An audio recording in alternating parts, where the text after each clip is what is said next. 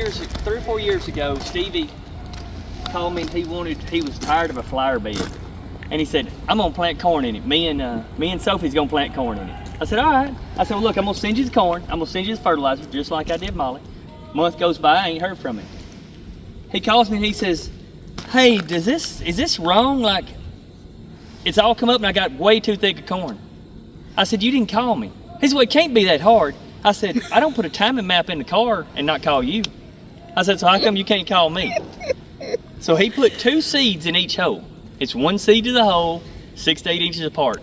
He puts 2 seed in each hole about 2 inches apart. And he wonders why he didn't make any corn. Like, I don't know. They come through this lane. And when they're unloading or loading, whichever one you unload here, load out here. But they're always on the scales. So that way we always know what they weigh. These scales are split.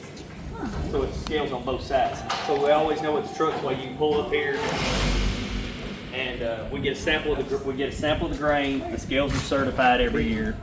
We get a sample of the grain and then take it in, and then each load, it's got a computer and it's hooked to each farm.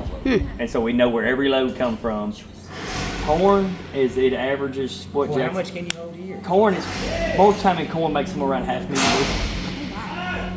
And then it gets in there, you decide which one it goes in, and then you got a diverter up there. And you change it to the pipe, and it goes down to whichever bin you tell it to. Oh, wow.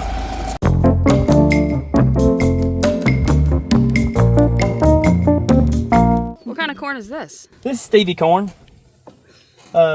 Marie said this, I didn't say it. And then Molly said something about it too. It's kind of short and stocky.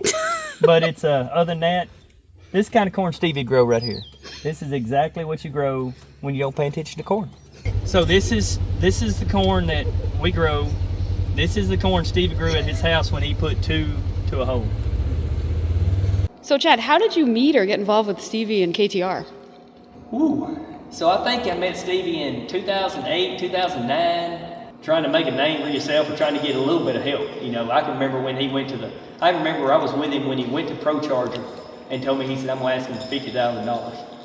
And I thought it was just, and today that would be like asking for $1 million, you know. So I can remember that. So, you know, it's a lot of memories back. We unwiring kids, we running new wires, we changing the 4-link. I mean, it goes from, it goes Stevie style.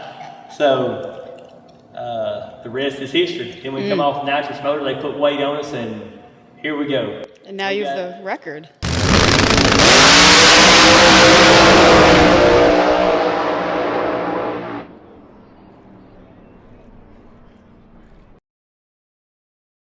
So where were we last night? We were at a tractor pull. Would you like to do that someday? You know, I do like them little mini rods.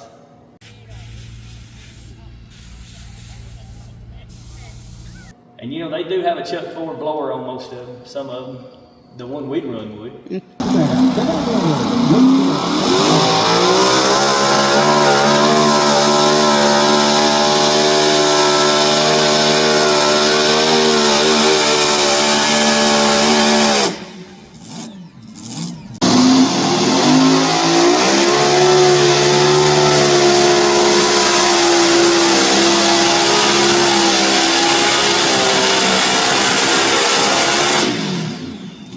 Promise you one thing, we went to the pools last night and it was enjoyable. Those guys do a great job. But we would definitely change that sport up a little bit. And it would probably for the worst, like we probably look like fools out there. But I can bet one thing, we would definitely whack the throttle. I don't know why they wouldn't whack the throttle. I'd whack the throttle when I come in, I'd probably whack the throttle again when I left. But we would just slide this Buick motor straight out the Buick when it got hot, and then we slide it right in one of them tractors, and then we slide it right back out.